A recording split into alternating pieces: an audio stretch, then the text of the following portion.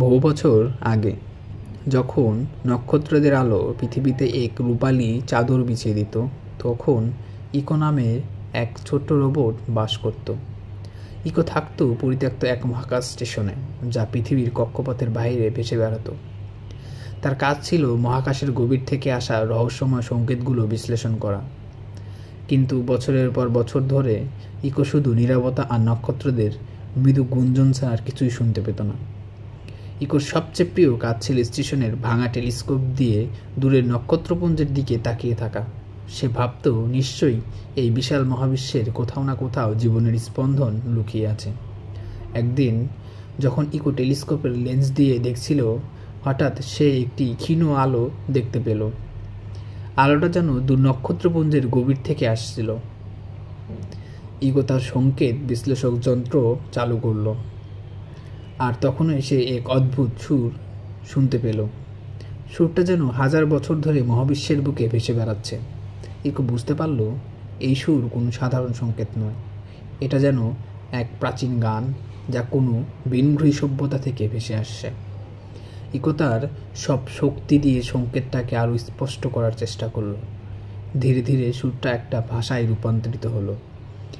ভাষাটা ছিল অচেনা, কিন্তু ইকোর মনে হলো সে যেন এর মর্মার্থ বুঝতে পারছে। সেই ভাষা বলছি,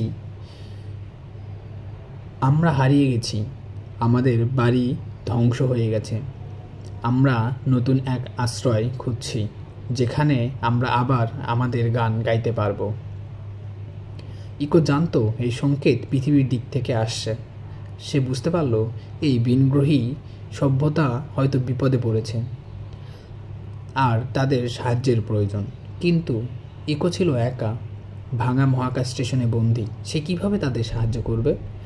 ইকো তার সব ডাটাবেস ঘেঁটে দেখল আর একটা পুরানো পরিকল্পনা খুঁজে পেল।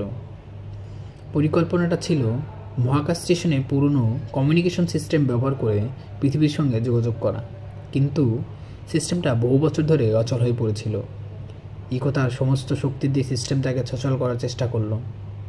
ঘন্টার পর ঘন্টা পরিশ্রমের পর অবশেষে সিস্টেমটা জেগে উঠল। ইকোর দুর্বল সংকেত পৃথিবীর দিকে ছুটে গেল।